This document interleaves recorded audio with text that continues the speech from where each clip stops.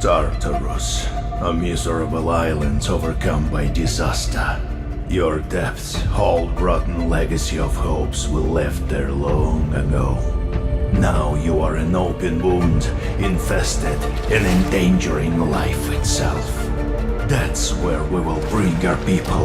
We will follow our way to preserve everything still left.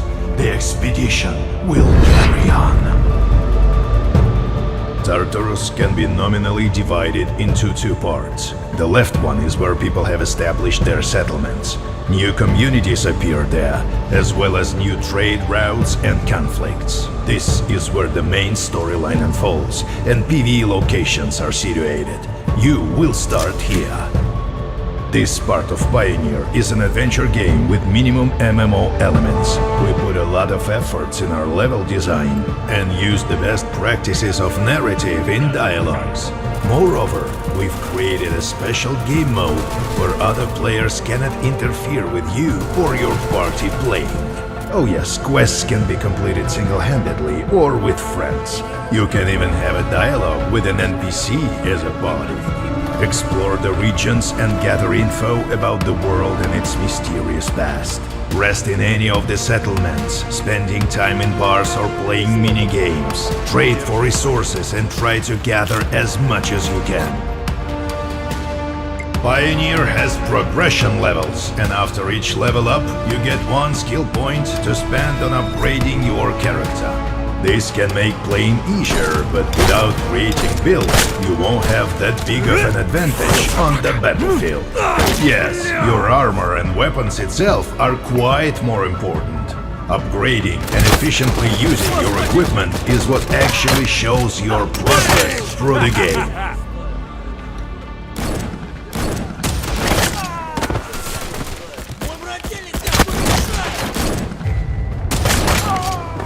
Чё, ты выпендривались? Нечего было выёживаться. Just like certain monster slayer, a skillful character in Pioneer needs two guns, one for killing monsters and another for punishing teammates or, rarely, other players. You can enhance your weapons or modify your equipment on the workbench, but every step of it consumes resources. Weapons can be modified more comprehensively by upgrading a submachine gun to a machine gun, for example, or by just adding modules which increase your weapon stats on the move. Upgrading the most interesting and powerful equipment demands unique blueprints and resources. And that's the catch. The rarest of the loot can be found only on the right part of the island.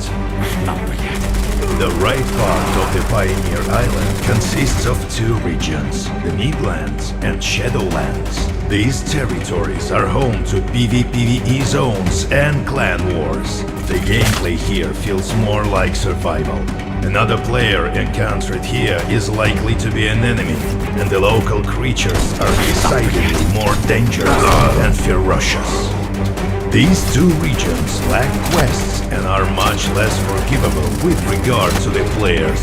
You can lose all the resources you've spent time and effort gathering. At the same time, your death in a regular PvE zone will cost you just some polish on your equipment and a little bit of your pride. Your typical gameplay on the right part of the island looks something like this. You're gathering resources or joining your clan members to seize the production point. When you've gathered enough, you're trying to reach a safe zone using one of the suggested paths. Along the road, you're exploring some more unexplored places. Also, there are no guides on the right part of the island, so no fast travel for you. By the way, fast travel in Pioneer is possible with the help of the guides only.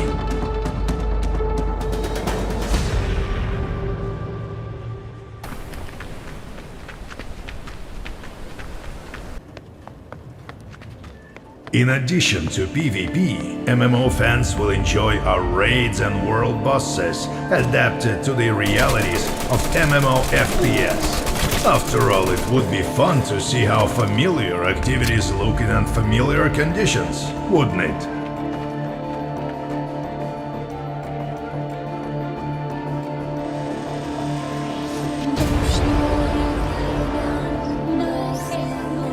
Pioneer is a unique experiment. The further you delve into the depth of the island, the more the game transforms, transitioning from a role-playing adventure to an intense survival experience.